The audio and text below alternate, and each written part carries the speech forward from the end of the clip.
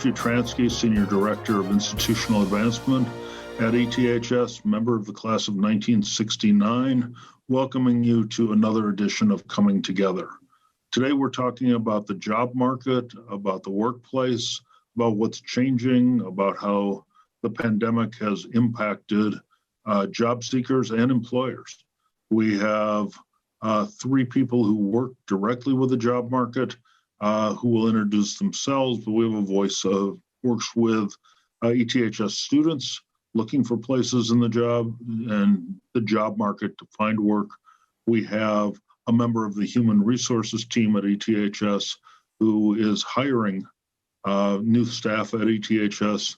And then we have an alum who is very expert in networking to find jobs. So we're going to have a great panel, and I'm going to turn it over to our host, Kevin Mack.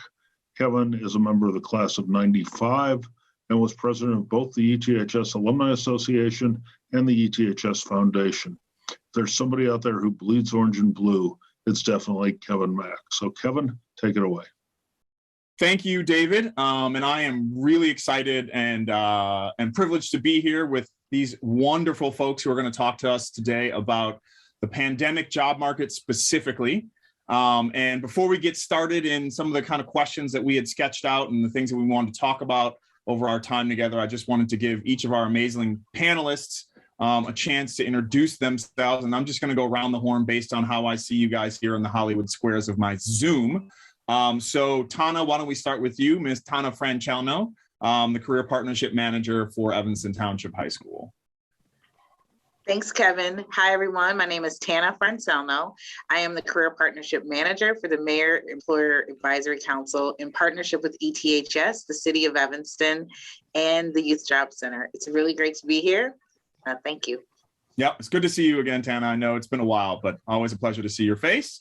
We'll move over to the right on my Zoom to Angela Gardner. Angela, do you want to take a second to tell everyone who you are and what you do? Sure, thank you. I am Angela Gardner. I am the Associate Director of Human Resource Operations at ETHS, class of 1984.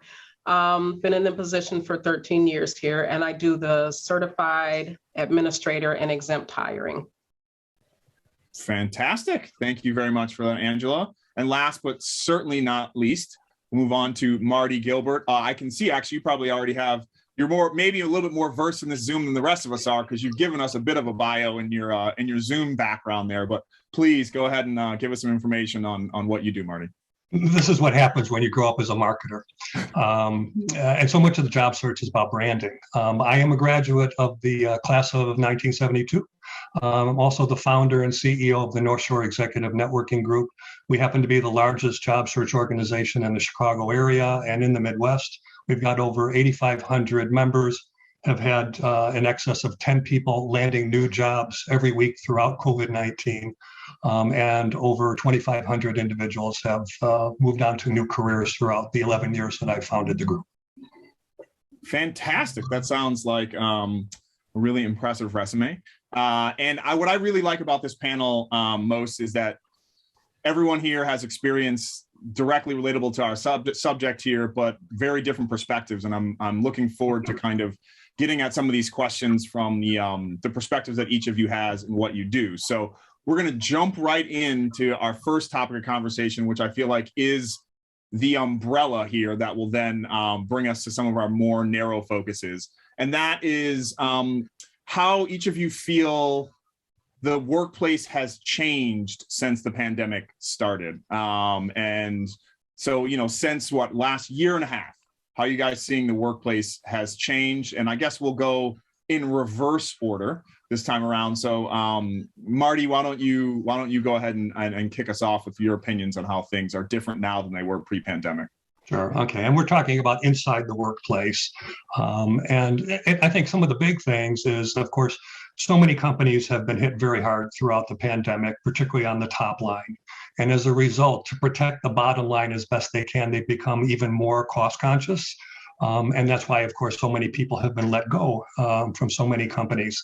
And the hiring, the amount of hiring that's taken place has been dramatically decreased. One of the things that I think a lot of employers have done and shifted toward is much more specialization in what they're looking for out of candidates as opposed to generalists.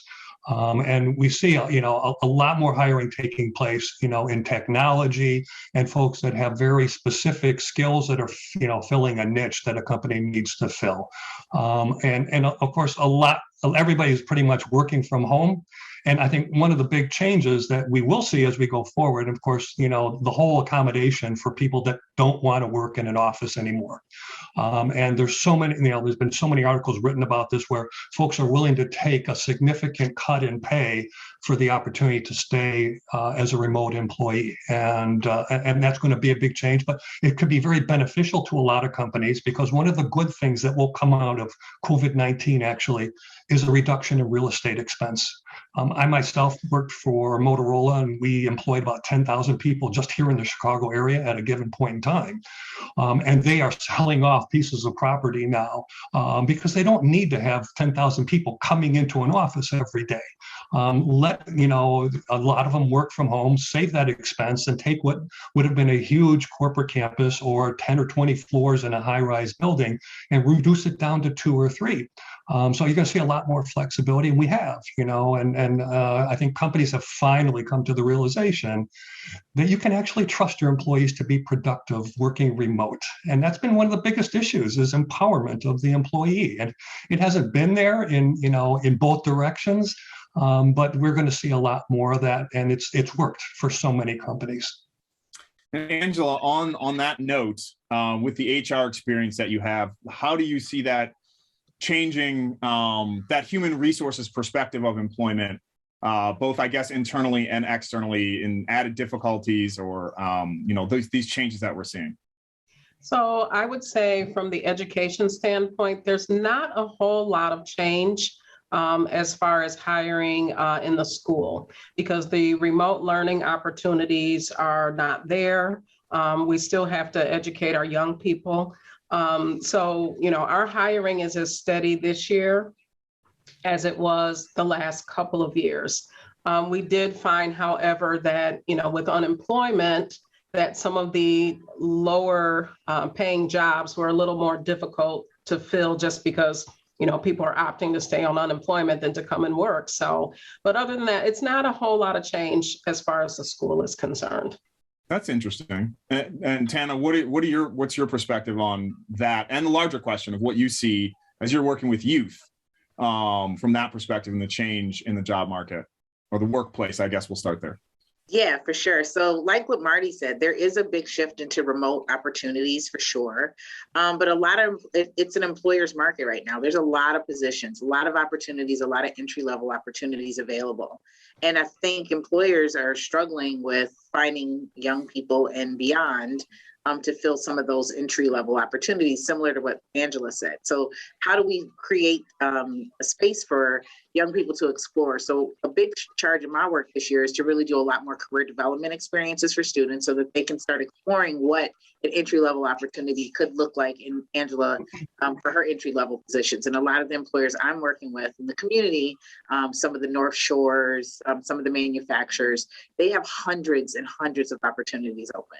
So how can we help young people find those attractive and get them, more interested in those opportunities as they go along, so that they can actually really have a true career? I have young people in really great opportunities in our community in healthcare, for example, is one of our top employer.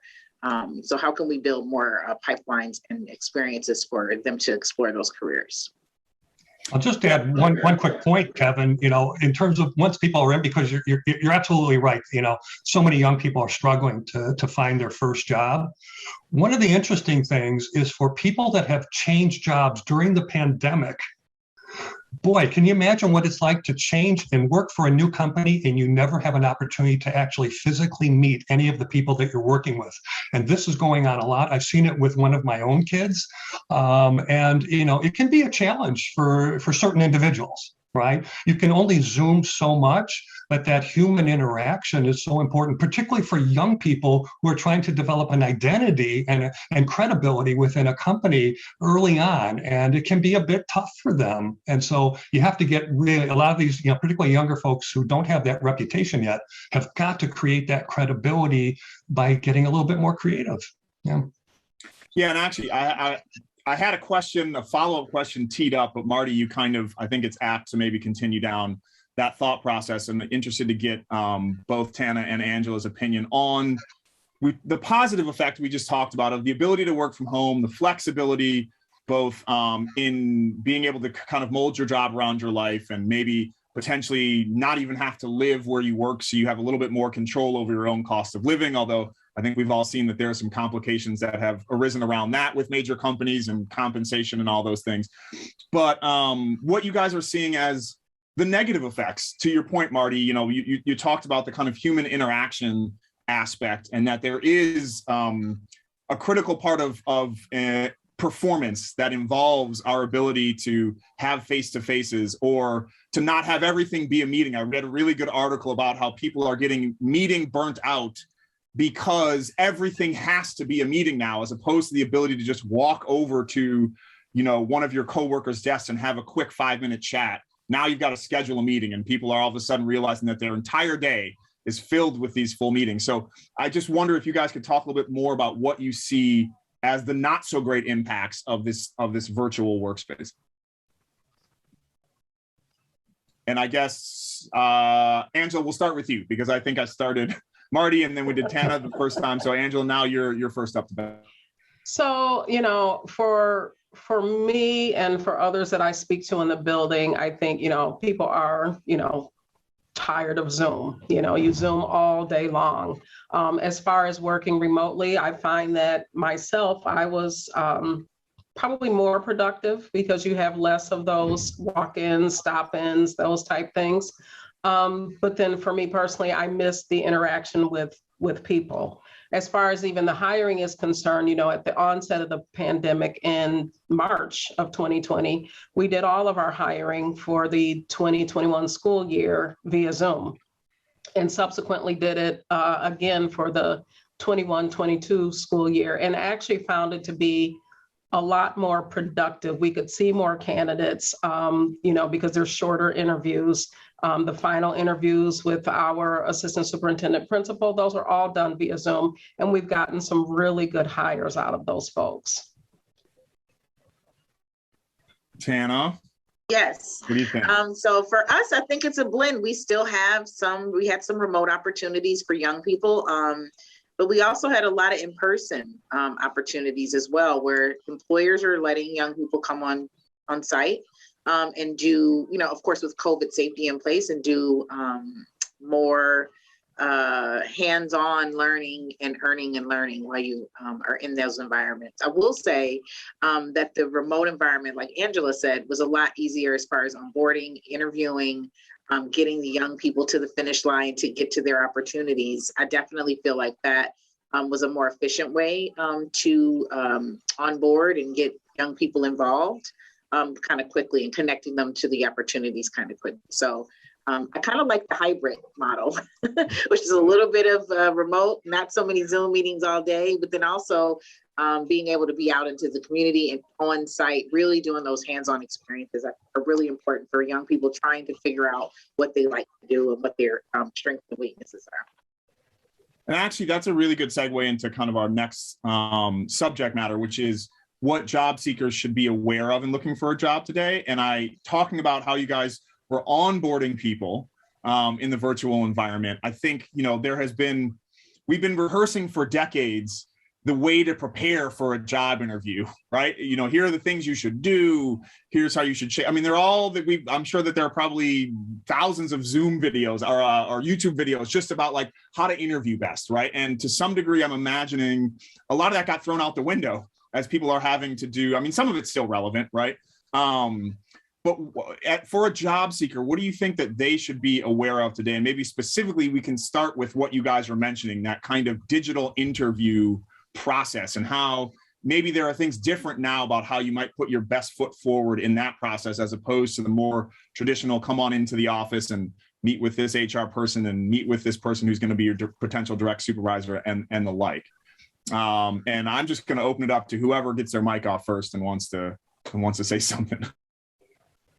Well, I think one of the things that, that we have seen throughout the pandemic is the amount of people that are applying to every job. And it's not just online jobs, but it's the hidden job market. It's all these positions that are not advertised, right? And that can be 40% of the jobs at any given point in time.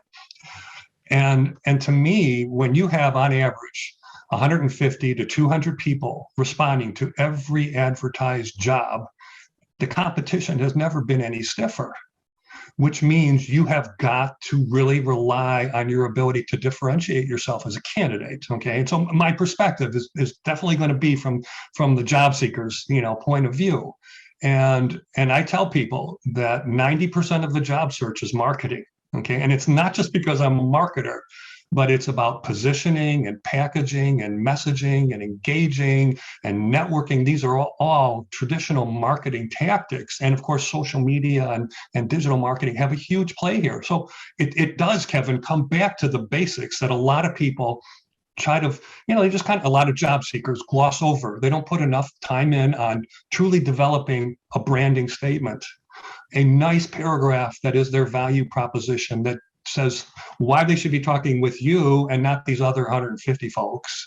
You got to have a very target company list of companies that you're going to pursue, because you've got to create focus around your job search. And without it, you end up resorting to that shiny object called the advertised online job, which is not a good use of time. And so you have to have an outbound marketing campaign. And this is how you uncover companies that don't have advertised jobs, let alone those that do. And you've got to become really active in social media, particularly on LinkedIn. And there's probably a little place for Facebook, but for the most part, LinkedIn is the professional environment, and there's so many things you can do on it. And we do 2.5, 3 hour sessions on this. But the last piece is really my moniker for job seekers. And you really have to embrace what I refer to as the what the hell approach to job search, because it's about what the hell do you have to lose by doing things that nobody else is. Because many of us have grown up with kids that maybe played soccer, and you've got 20 kids running after that ball. And when the ball gets kicked over to the other side of the field, they all go running after that ball. And I'll tell you, if you graft out a lot of job seekers' behaviors, it's a lot of running after online jobs. But the what the hell approach, and I've developed 13 of these moves, is all about some of the unorthodox approaches to job search that get you the visibility you feel you deserve and you're just not getting. And it means taking chances and being bold and a lot more curious and just really putting yourself out there. And that's where, we all know about networking being such a key ingredient to any job search. You've got to be willing to network with people you don't know, because I can tell you, most of the time when people end up landing a job, it comes through somebody they did not know before they started their job search. And that's because they expanded their network. And that's so critical. And again, it all ties back to the marketing approach at which you take with your job search and moving on to your next career opportunity. And actually, before either of you two jump in, Tana or Angela, I wanted to follow up as a follow-up question for all of you guys to answer. You bring up networking. I'm a real estate broker. So networking is kind of my lifeblood, right? It's how I put food on the table. But networking, the traditional networking circuit to some degree has been completely upended by COVID, right? The networking events, whether it be the intentional networking event or just the ability to have coffee with people, the things that you might traditionally do to expand that sphere of influence, if you will, is a lot of that has been decimated by social distance and all the things we need to do in the pandemic. So any of you, if you have, what does that look like now, right? For a young person that is trying to build that sphere, but may not be able to do it in the traditional manners, what were you a job seeker? How do you advise that they go out and start building that network in the environment we're in today? This is an area I know very well because I run a big networking group, but I love to just give the two women an opportunity to address this, and I'm happy to, to tie a few things together. Yes, so I would just add to the networking, huge piece of a job search. I think, but it's probably 80%, 90%, like Marty said, of that's your search, is really getting organized and connecting with people that you know. So I would start with people I know first, and then move from there to ask the people that I know, do they know anyone? So it's kind of a layered effect, I think, as far as networking. And yes, you're right, Kevin, you can't go have coffee as much as you would like in the past. I have seen those things shift to Zoom meetings for networking. But, you know, you get kind of, at this point, I think things are opening up a little bit more as well. And so I do feel like there are some small opportunities and small windows, maybe on your bucket list of the employers that you really are looking at and searching on. You connect with those, maybe only pick 3. You can't maybe do all 10 in coffee chats, but look at who you know and start there, and then ask for referrals or connections that way. I feel is the first way. And then it's Zooming, it's social media connecting, it's connecting on LinkedIn. I've seen a lot of people do connecting on LinkedIn as well, to build their connections and have more, small talk dialogue around opportunities, for sure. But our kids need to learn LinkedIn. A lot of them don't even know that exists.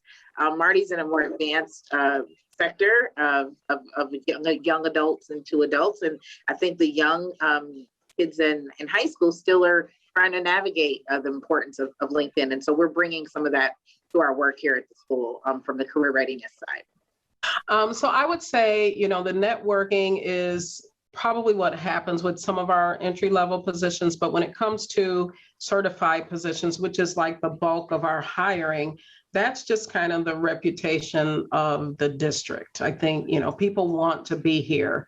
And so when you get, a wealth of candidates that come in, they've all had some either experience with ETHS. We've hired many teachers who are former students. And so they just desire to be at ETHS. So I don't know that the networking really fits into the certified piece of it, but certainly some of the entry-level jobs. Yeah, and I would imagine also as a public entity, the high school exists in a slightly different set of guidelines in how you legally even have to hire, right? Whereas a private company cannot post a job, they can do whatever they want, they can hire somebody's cousin, they can do whatever. Whereas to keep things fair, obviously the high school has a certain set of rules it has to follow for every single job posting it has, right? Everything has to be publicly posted and all of those kinds of things. So yeah, I can definitely see if that's the chosen field the young person is going in, it's a slightly different set of guidelines in order to pursue those jobs than might otherwise. And continuing along that line, to your point, Tana, it's kind of we like to think that it's what right? Because we want to believe that we live in a completely merit-based society, but I think as you get into the job world, you really quickly understand that it's more who you know than what you know, even if there is obviously some basic merit involved in getting a job. And how young people, I have always said, and here's where I'll throw in my opinion from what I do, right? And how I've tried to help build my business, that I think especially when you're first getting started out, there is the temptation to try and be all things to all people, right? To kind of, I want to get a job, and so I have to be the most kind of cross-appealed person I could possibly be to any and every person that I might meet. And to your point, Marty, the idea that you're now competing with a bunch of people all trying to do the same thing. And to some degree, your ability to get a job is in the margins, because it's what slightly different thing than you do. And how you guys, what I have found works best is kind of to some degree to be unafraid to do the opposite, which is let me be the best version of myself. And if that means that there are certain people that I instantly lose because I don't quite fit that, I will gain more people because there is a sense of familiarity, right? Like find your niche. Find what you do best and don't be afraid to kind of play that up because you're worried that you might lose some opportunity by emphasizing a trait in yourself, right? And I just was wondering if you guys had an opinion. That I could be wrong because I don't do this for a living. It's just I've chosen to kind of run my business that way, and I have found success in it. And I didn't know if you guys had opinions on that kind of train of thought. That is very true. And that's why I say, so much of the hiring now is much more around a narrower focus, more specialization. You always have to deal from your strengths. there's no point, in trying to get into industries where you haven't been if you're well into your career, or trying to do some job functions that you just say, well, it could be kind of cool to do marketing, but if you've grown up as an engineer, don't make that, your number one, perspective on where you want to go, in your pursuits. I will just backtrack real quickly to networking, because this is a huge topic. One thing that that I did at NSENG is back in March of last year, I transitioned all of our in-person meetings, and we would get 150 people at a meeting, to online, and we went on Zoom. But, it turned out actually to work out very well. One is that you can have breakout networking groups on Zoom. And while you're not face-to-face, you are face-to-face on computers, right? So you don't completely lose the networking aspect, and everybody has an opportunity to share companies that they're trying to pursue, they can't break into on their own, and somebody in their group potentially knows people in there. The other is the power of LinkedIn, because the average job seeker only knows and understands somewhere between 30 and 50% of what LinkedIn can deliver in your job search. But you can do criteria-based searches on LinkedIn. They're absolutely phenomenal. You can find people by geography, by title, by industry, by company, and get very selective. And this is fantastic, because you have to get targeted. I mean, this kind of plays to your comment, Kevin. You need to be more targeted in what you're doing. Okay, targeted in what you have to offer to a potential employer, but also very specific in which companies you want to go after and which industries you want to pursue. Because when you just throw stuff out there and hope for the best, the odds of finding something you really want go down, tremendously. But if, on LinkedIn, you can get very focused and identify companies, and probably 5 or 6 or 10 people inside every one of those companies that can be in that sphere of influence, as you say, that could be helping, to give you some visibility into that firm that could be critical as they go down a process of deciding who is going to be the candidate of choice. Can I just add to this also, just kind of talking a little bit about what Marty was saying, there is some semblance of getting organized when you're doing a search, and you do need to have a target list of employers that you want to pursue. It's not always about just applying on what's opened.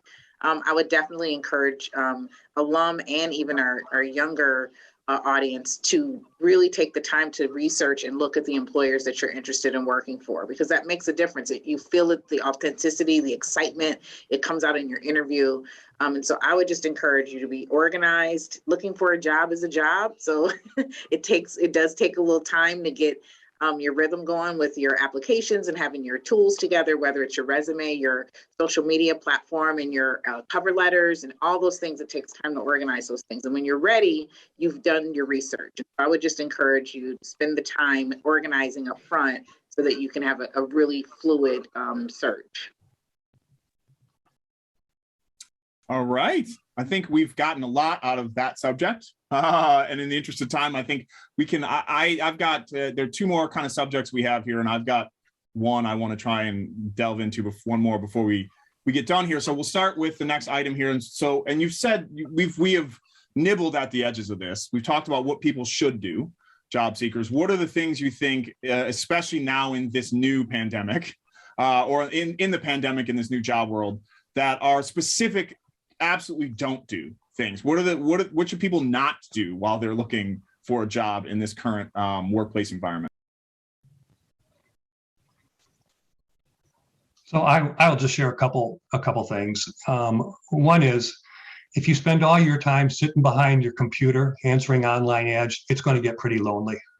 You really got to have that interaction, and it can be done on the phone. It can be done through Zoom, and in some cases, you can do some person-to-person, in-person meetings.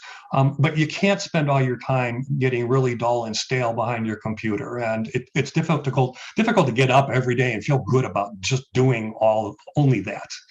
The second is, you should never spend more than 15% of your job search time chasing after advertised jobs. I tell all the folks in my group that this is an evening and weekend activity.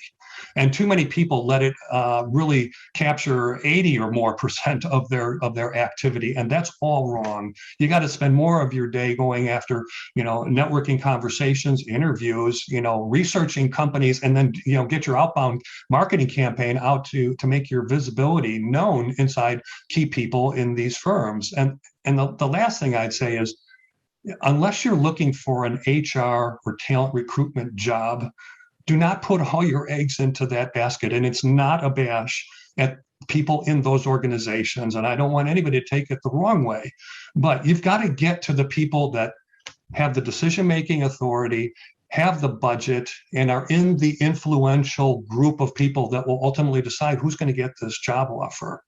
And you can find all those people in any company you want to get to by simply using LinkedIn. This is what's one of the things I just love about the database, because it is nothing more than a database, but it enables you to interact with it in a really powerful way. You can find all these people. I can map out a senior level org chart literally in 5 minutes for almost any size company just by using LinkedIn. And I go, okay, here's 6 people I want to make known of my background. It doesn't matter that they're not all of them are hiring managers, but you want to get them talking about you, because all it takes is one of them to do the right thing. And the right thing for you as a job seeker is to get your email with a convincing cover letter and the resume, and they send it over to either the hiring manager or they send it over to HR and the person who's conducting the search if there's an open position. And that person on the receiving end is oftentimes very young, somewhat inexperienced. But when they get an email from somebody more senior than them saying, hey, here's a candidate, and it may be nothing more than an FYI, they may take it as a command and something they've got to act on. And so you're playing on the subconscious here, but it gets you interviews. And so that's why you've got to send it out to a lot of folks and just hoping that one of them will give you the visibility that you want. And it creates a lot of activity that a lot of job seekers just aren't getting if they only resort to respond to the online ad, hit submit, and hope for the best. You don't want to empower the applicant tracking system. It's nothing more than a piece of software. And I've worked with so many people who have been rejected within 15 minutes, and we've still gotten them interviews because we go around the system and get to the right people. And Angela, is there anything that you see on the HR side? Are there red flags, landmines you see people stepping on as an application comes to you that kind of is like, all right, well, nope, we're moving on to the next person, right? Are there don'ts that you see from your perspective being directly involved in that process? I would say from our perspective, when we're reviewing applications here, accuracy is everything, grammatical errors, all of that counts. We get many applications that may be passed over just because of misspelled words and things like that, especially if you're looking at teaching positions and even some of the entry-level positions. That's important. So make sure, candidates, make sure you review all of your information prior to submission. Make sure that your, dates and things line up, because those are things that, if the dates are overlapping and there's no clear explanation of that, those are things that we look at and say, maybe not this person. And what about the genericness, I guess, if it will, right? The person who you might be able to tell from their cover letter or their CV, whatever they're sending in, that you are amongst 50 jobs that they're applying to, right? Is there something that comes across from the HR side and seeing that someone has taken the time to specifically address the job that they're applying for at ETHS? So actually, when we do review the cover letters and resumes, the cover letters are pretty specific. We don't find many that come in and they're very broad and they've sent them out to, 20 employers, looking for the same job. That's not something we run across very much here.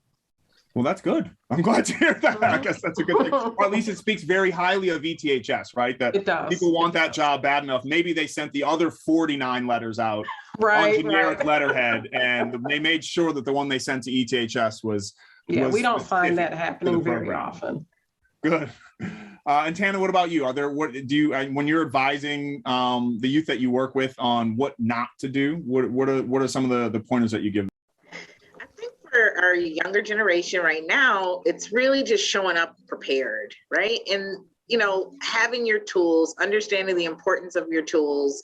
Like Angela mentioned, accuracy of what's on your resume.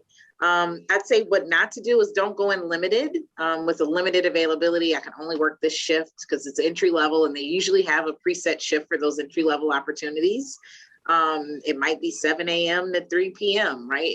So you have to come in being flexible. So don't have limited availability would be one of my biggest things to share with my young people to start. And the other thing is just being prepared. Being prepared are key things for them, especially because they're entering new, unknown workplaces they've never probably had a lot of experience in. And so we want to make sure that they show their strongest self as they show up for the employers. Good advice, definitely. Oh, I thought I heard, maybe I've got an echo of myself somewhere. So I wanted to move on to the last line item we have on our sheet here, which is social media and how that has changed the hiring process. And I want to make sure, although I'm sure you guys would have gotten all these points, but that I put out there that, so we talked a bit about LinkedIn, right? The process, how social media can help you get hired, right? But there is the dark side of social media, right? Like if you're talking to a young person who's putting themselves out in the job market, what do you say to them as far as making sure that their social media doesn't become a hindrance to their viability as an employee? And I guess we'll go in reverse order. So I'll bring it right back to you, Tana. Yes. We'll start with you. Social media is huge. Employers, they look at it. Please make sure you pay attention to what you've posted on your social media. The employers do look at your social media sites. They check to see where you are. And if they can see some things that don't look right, they're not professional or tasteful, that can turn an employer completely off. And you could be not a candidate any further. So your social media, as Marty's talked about a little bit already, is your brand. That's your brand. That's your personal brand. That's who you are.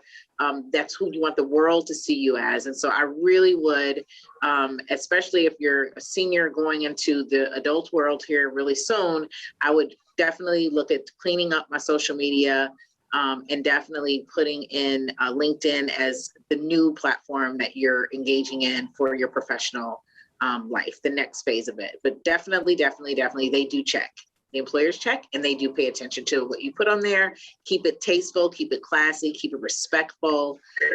You want people to know who you are in the positive light. And social media can definitely damage your hiring experience if you have some things on there that you don't want employers to see. People have not gotten jobs because of it. So be very, very wary of that. Or gotten fired from the existing job they had because of it, right? We definitely have all seen news stories about that in the last couple of years. Yes. Anyone else, either Angela or Marty, want to add to that conversation? Kevin, I would say that, social media can be obviously, very effective for any job seeker. And it's an opportunity to be a really effective storyteller. But so much of, and storytelling is obviously very critical in job interviews, and connecting the dots between key achievements in your background into key requirements inside that company or in that job. But your ability to write is where storytelling starts. And you have a great opportunity to demonstrate on social media, particularly on LinkedIn, is how well do you write? And I've hired a lot of people in my time, and I evaluated people's writing skills tremendously, because there is no job out there today where you don't have to at least be effective in sending out very well written email communications, let alone presentations. And so, it's a great opportunity on LinkedIn to really show how well you can write and communicate. One other thing that is very impressive and effective on social media is video. Video gets viewed so much more than long drawn out texts get read. And video can be extremely effective. I've seen it for myself personally. The very first video I did was a 3-minute video, which is probably about 2 minutes too long. It was on my what the hell approach to job search. But within 7 days, I had over 10,000 views. It was thought-provoking. It was different. The topic and the brand just kind of resonated with some people, and they were curious. And any good job seeker has got to make people curious about finding out more about them. Video can be so effective in doing that because the average reader is very lazy. I'm even lazier than the average reader. And that's why video is just, hey, entertain me, right? And I think it can be great, but don't put out bad stuff. You know, it doesn't have to be professionally done. Nobody is expecting it to be professionally done, but make sure it's crisp, to the point, that you drive home, you know, the 2 or 3 things that you really want people to remember about your message, and then cut it. And it doesn't have to be, you know, earth shattering, but, you know, and then post it onto 20, 30, 50 LinkedIn groups that are in the areas where you want to get visibility, by industry, by geographic location, by job function. And this is such an easy thing to do with Zoom, because we can do all the videos right on Zoom, and you can just take it again. When you like what you see, put it out there. Yep. And I feel like the YouTube world has taken things over. Angela, what were you going to say? No, I was just going to say, I was going to totally agree with Tana in that, you know, especially young people who are looking for jobs, just take 2 seconds to think, you know, before you post, because once you post, it's out there. And employers, we look at social media. So, you know, be really, you know, conscious of what you're doing when you're posting on social media.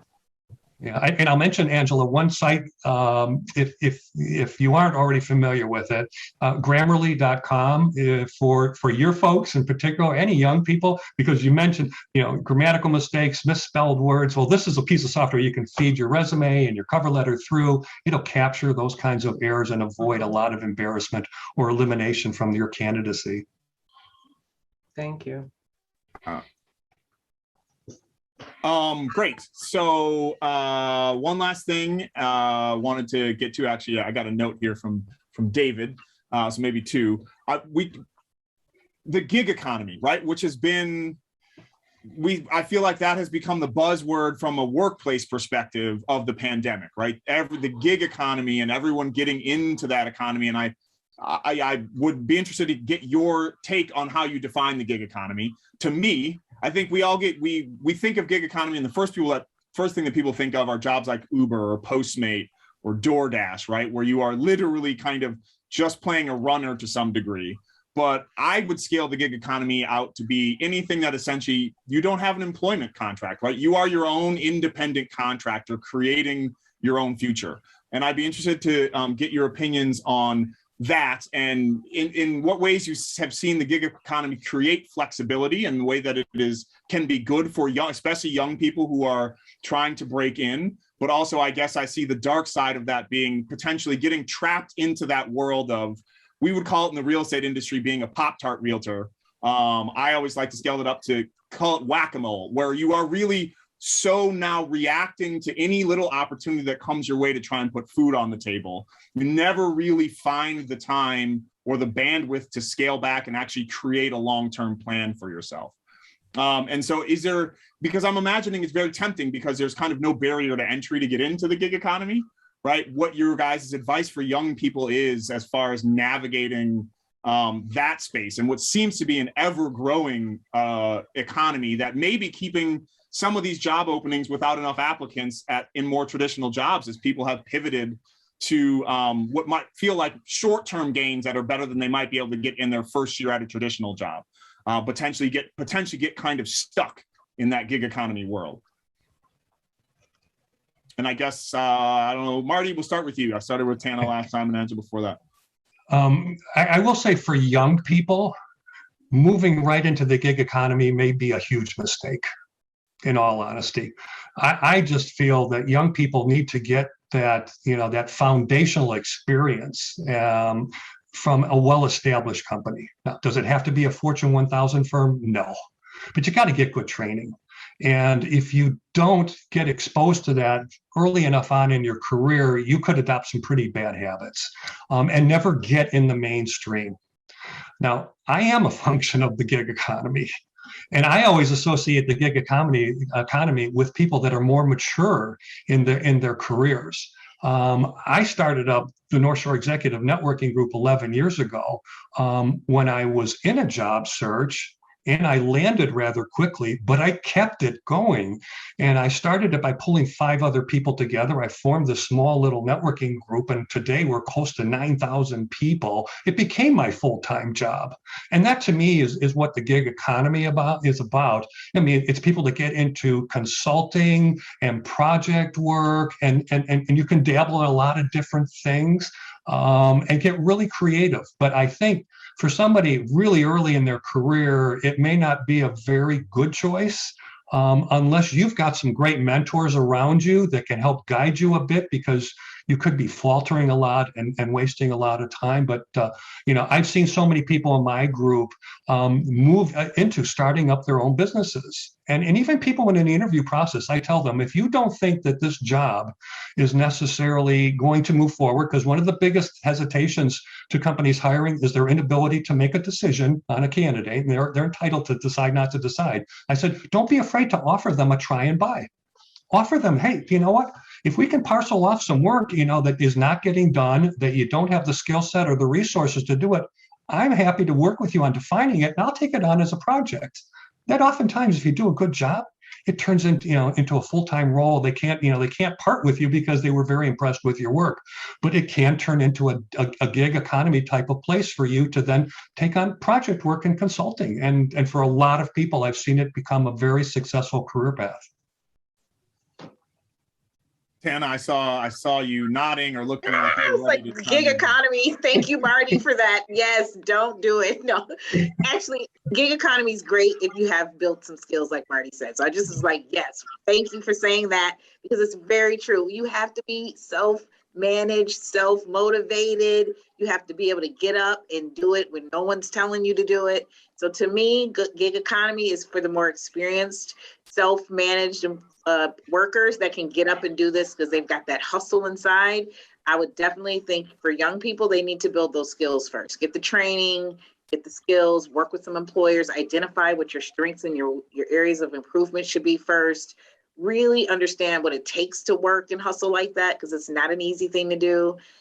It sounds glamorous, but it really is it's really hard work. Gig economy is really not not as easy as you think it is. And so I would just encourage our younger audience that really likes the sounds of that is to build some skills with an employer first, because you would be surprised how much it takes to do gig economy work. It's not as easy as you think.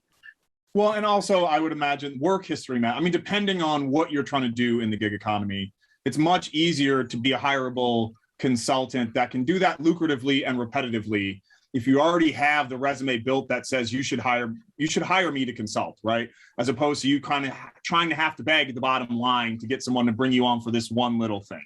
I think that would be the difference between that kind of whack-a-mole and actually successfully building a brand that allows you to be a long-term independent consultant, right? Or independent contractor.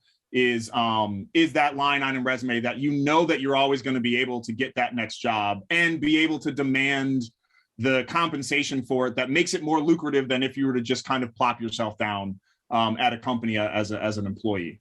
I'm Angela, I would love to hear if you have any input, although I would imagine gig economy is probably not something you're worried about too much at the high school, right? No, not too much here at the high school, but, for young people, I think, they're better off if they're trying to get in an organization than trying to go the gig economy route, because, how sustainable is that for a young person, especially those who are either, coming right out of high school and going to work, or coming out of college and going to work. You've got to establish a foundation instead of trying to get out there and make some money really quick. I just don't know how sustainable it would be for young folks. Yeah, I could imagine. imagine. To add to that too, yep, Angela, just like you said too, the pay is inconsistent. It's not consistent. So you're always trying to make something different than you made the week previous. Right. It's a hustle. It definitely is. It's a good hustle, but it's a hustle. Yeah. And then one last quick question I should say one last quick topic to round us out. I'm trying, I guess I'll give each of you a chance to kind of call it your kind of 15 to 30 second kind of answer to the topic. What we've talked about, what has happened over the last couple of years. What do you think is, or maybe more than 15 seconds, but 30 seconds to a minute. what's coming up, right? We didn't see Zoom coming until it came. What do you guys have an eye on what future trends might be, where we're headed as opposed to where we are? And Angela, you know, I will start with you since you're on the hiring end of things. Are there things that you see as maybe efficiencies that have been learned or anything like that that you see, this is where I see us going in our job? You know, it's funny because utilizing Zoom to hire our staff the last couple years, I don't see it completely going away. I think there are probably certain portions of the interviews that would remain on Zoom. Something like, you know, our teachers that we hire do demo lessons. That would be an in-person thing. But I think the initial parts of the interviews, if we can, you know, farm those out through Zoom and then bring them in at a later stage of the interview, would probably be beneficial for us. Typically, most candidates go through a 3-part interview process here. And if we can do at least part 1 on Zoom and then bring them in for the finals, I think we'll keep that practice. Great. Tana, what do you see as you're watching youth and the job market? Do you see coming ahead? Yeah, so for coming ahead, I think there's going to be some industries that are going to pop, you know, pretty quickly for young people in the area. I mean, I'm already doing a lot of placements for opportunities in specific sectors: culinary, hospitality, manufacturing, and of course, healthcare. Healthcare is drowning trying to find young people. So how can we, I would love to see building more pipelines and having more less barrier opportunity for young people to get kind of right into these positions that are available right here. They build careers for our community and for our younger generation. There's a lot of virtual world stuff still happening. Most of my work is still virtual, so I feel like that's here to stay, like what Angela said. I feel like we can reach more audiences in the work when we do our career sessions and virtually.